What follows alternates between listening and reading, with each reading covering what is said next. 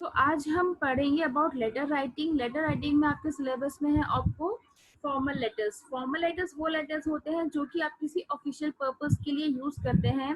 For example से आपको school, college या यूनिवर्सिटी में लेटर लिखना है, आपको ऑर्डर प्लेस करने हैं, ऑर्डर कैंसिल करने हैं, या किसी भी चीज की कंप्लेन आपको किसी गवर्नमेंट ऑफिशियल को करनी है, ये सारे जो लेटर्स होते हैं फॉर्मल लेटर्स की कैटेगरी में आते हैं। नाउ फॉर एग्जाम्पल से अगर मैंने कहा कि आप कोई स्कूल में आपके प्रिंसिपल मैम को लेटर लिखना है, सपोजिंग कि आपको लीव चाहिए 8 to 10 डेज की, आप उसके लिए लेटर लिख रहे हो, या हो सकता है कि आपने कोई एग्जाम नहीं दिया हो, उस एग्जाम आप दोबारा से कंडक्ट करवाने के लिए लेटर लिख रहे हो, या आपको फी कंसेशन चाहिए, आपके भाई बहन का एडमिशन करवाना है, ऐसे कोई भी पर्पज के लिए आप अपने स्कूल में लेटर लिख रहे हो, तो वो आपका फॉर्मल लेटर की कैटेगरी में आएगा।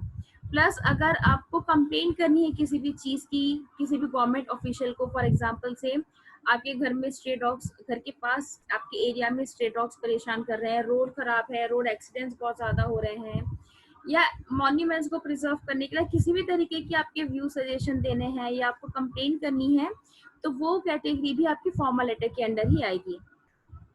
नेक्स्ट, अगर आपको ऑर्डर प्लेस करना है किसी बल्क क्वांटिटी में, सपोज आप स्कूल हैं, आपको लाइब्रेरी के लिए बुक्स चाहिए, या स्कूल के लिए स्टेशनरीज चाहिए, इलेक्ट्रॉनिक गुड्स चाहिए, इस तरीके की कोई भी अगर आप ऑर्डर प्लेस करने के लिए लेटर लिखते हैं, तो वो लेटर भी आपको फॉर्मल लेटर की कैटेगरी में आएगा। ठीक है। So in short, formal letters are those letters that are written for official purposes. Okay, ये होता है formal letters. Now formal letters का फॉर्मेट क्या है? फॉर्मल लेटर्स में कैटेगरी अलग अलग हैं, जैसे कि अभी हमने पढ़ा स्कूल कॉलेज के लिए, कंप्लेन के लिए, प्लेसिंग ऑर्डर के लिए, कैंसिलिंग ऑर्डर के लिए। इसमें कॉन्सेप्ट अलग अलग है, लेकिन फॉर्मेट सभी का सेम ही है। ठीक है। सो नाउ अब आप इस लेटर को किस तरीके से लिखेंगे? सबसे पहले आएगा सेंडर्स एड्रेस।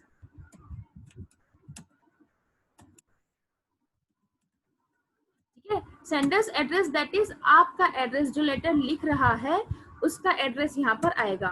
सेंडर्स एड्रेस में आपको अगर लाइन ये होगी कि सबसे पहले हाउस नंबर है, फिर एरिया है, फिर सिटी है, फिर स्टेट का नाम है, तो ये आप लाइन बाय लाइन लिखेंगे, एक ही लाइन में एड्रेस नहीं लिखेंगे। सपोजिंग सबसे पहले लाइन में आपने लिख दिया कि हाउस नंबर, इसमें आपको कोई कॉमा, कोई किसी तरीके के पंक्चुएशन मार्क नहीं ऐड करने हैं।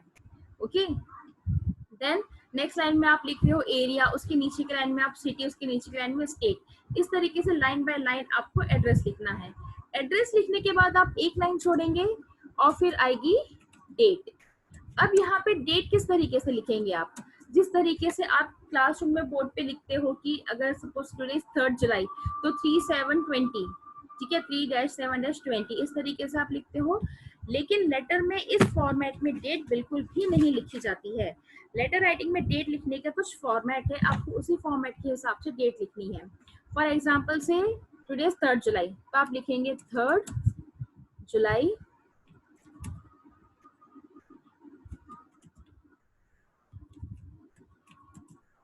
2020। ठीक है। या नहीं तो एक और एक है, आप आरडी हटा सकते हो, 3 जुलाई 2020। ठीक है। इस तरीके से भी आप डेट लिख सकते हैं, या नहीं तो आप इस तरीके से भी लिख सकते हैं, जुलाई 3, 2020। ओके। यही तरीके में आप जो है डेट लिखेंगे। उसके अलावा जो जो फॉर्मेट में आप क्लासरूम में अपनी नोटबुक में लिखते आए हो, उस फॉर्मेट में डेट नहीं लिखी जाती है लेटर राइटिंग में। तो ये 3 तरीके हैं, इन्हीं फॉर्मेट में आपको डेट लिखनी है। नाउ सेंडर्स एड्रेस, उसके बाद डेट। डेट लिखने के बाद एक और एक लाइन आप छोड़ेंगे, उसके बाद आप लिखेंगे रिसीवर्स एड्रेस।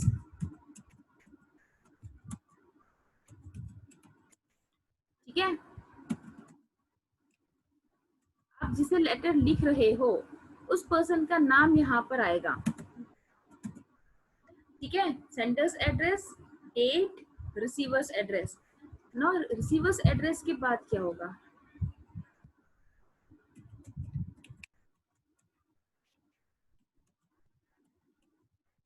रिसीवर्स एड्रेस आ गया, तो जिस तरीके से आप सेंडर्स एड्रेस लिख रहे थे लाइन बाय लाइन हर एक कैटेगरी को, उसी तरीके से आपको यहाँ पर रिसीवर्स एड्रेस भी लिखना है।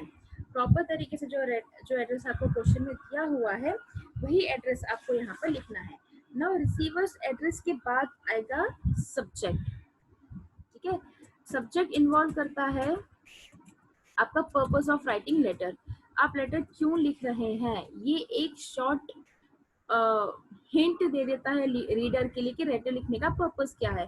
अब जो आपका लेटर है, जो सब्जेक्ट है, ये आपका 3 to 4 वर्ड से ज्यादा लेंथी नहीं होना चाहिए। सपोज आप स्कूल में लेटर लिखे हो लीव के लिए, आपको 8 days की लीव चाहिए, तो आपका सब्जेक्ट क्या होगा, लीव फॉर 8 days। ठीक है, बस इतना ही आपको सब्जेक्ट लिखना है, इससे ज्यादा कोई डिटेल आपको सब्जेक्ट में नहीं देनी है। 3 to 4 वर्ड्स। ओके, तो आपका सब्जेक्ट सिर्फ 3 to 4 वर्ड्स में ही आएगा, जैसे कि मैंने एग्जांपल दिया है यहाँ पे। इससे ज्यादा लेंथी सब्जेक्ट आप नहीं लिखेंगे। ओके, नेक्स्ट सब्जेक्ट के बाद आएगा salutation.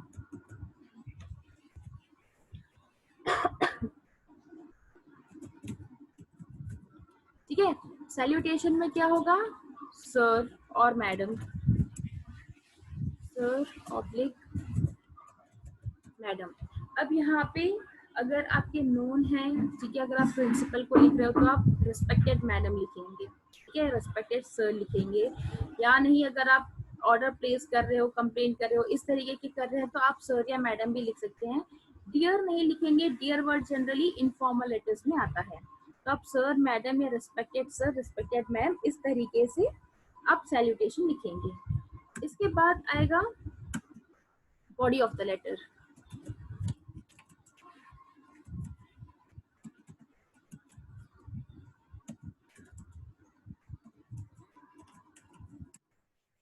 Body of the letter में आपको लिखना है डिटेल कंटेंट, आपका जो भी पर्पस है लेटर लिखने का, वो आप क्यों लिख रहे हैं। ओके, जो भी लेटर लिख रहे हैं, उस लेटर लिखने का पर्पस क्या है आपका, वो आपको बॉडी ऑफ द लेटर में देना है इन डिटेल।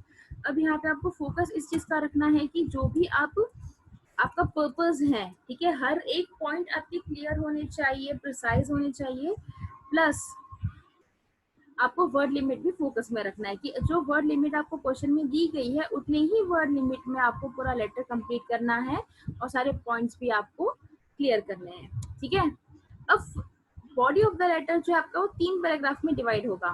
ओके, तो फर्स्ट पैरा क्या होगा, फर्स्ट पैरा में होगा जनरली,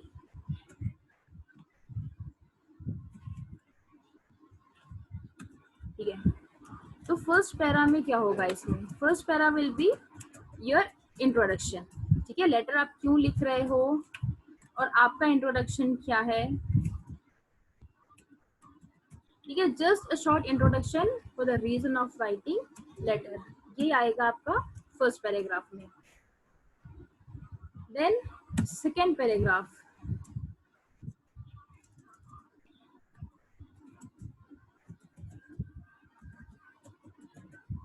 सेकेंड पैराग्राफ में आएगा डिटेल कंटेंट। ठीक है, डिटेल कंटेंट, डिटेल आप पूरा देंगे कि जो भी आप लेटर लिख रहे हो उसके रिगार्डिंग। अगर आपको लीव के लिए आप लिख रहे हो 8 days के लिए, तो आपको लीव कब से कब तक चाहिए, ठीक है, क्यों चाहिए, उसका रीजन क्या है, वो सारी डिटेल्स आप इसमें देंगे। ठीक है, जो भी लेटर लिखने का पर्पज है उससे रिलेटेड सारी डिटेल्स आपके सेकेंड पैराग्राफ में आएगी। ठीक है, अगर आपको ऑर्डर प्लेस करना है तो क्या प्लेस करना है, कितनी क्वांटिटी में चाहिए, कब चाहिए, ठीक है, लास्ट डेट आप क्या दे रहे हो, वो सारी डिटेल आपका सेकेंड पैराग्राफ में। That is in short, letter लिखने का जो भी पर्पस है डिटेल में आपका सेकेंड पैराग्राफ में आएगा। Now third para, third paragraph में क्या होगा, third paragraph will be kind of conclusion. Okay, third paragraph will be a kind of conclusion, जिसमें आप एक तरीके से कंक्लूड कर रहे हो, आप थैंक्स दे रहे हो कि आपने लेटर लिखा है और आप होप कर रहे हो पॉजिटिव रिस्पॉन्स आएगा, आप ग्रेटिट्यूड शो कर रहे हो, ये आएगा थर्ड पैराग्राफ में। Okay, so this will be end of body of letter. ठीक है, तो ध्यान रखिए आपको हर एक जगह लाइन छोड़नी है, सेंडर्स एड्रेस लाइन छोड़ रहे हैं, डेट फिर लाइन छोड़ रहे हैं, रिसीवर एड्रेस लाइन छोड़ रहे हैं, इस तरीके से लाइन छोड़ छोड़ के आपको करना है। नाउ इसके बाद आएगा कॉम्प्लीमेंट्री क्लोज।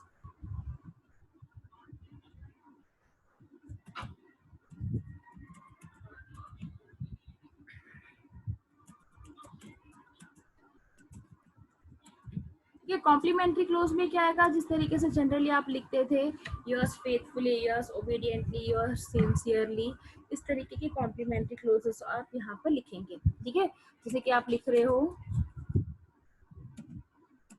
योर्स फेथफुली, ठीक है, या नहीं तो आप लिख रहे हो yours true, yours sincerely.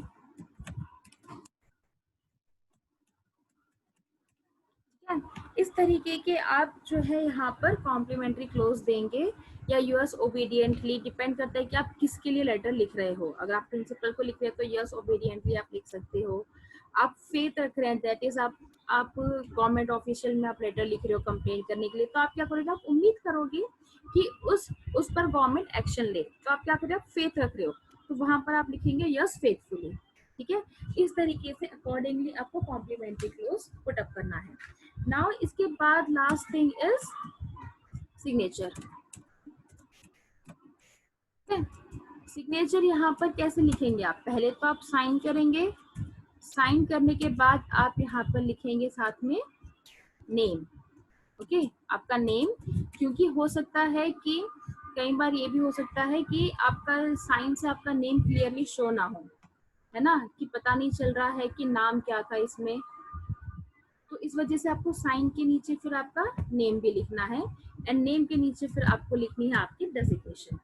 Okay, तो इस तरीके से आपका जो फॉर्मेट है लेटर राइटिंग का वो होता है। ओके, आई होप ये कॉन्सेप्ट क्लियर है आपको।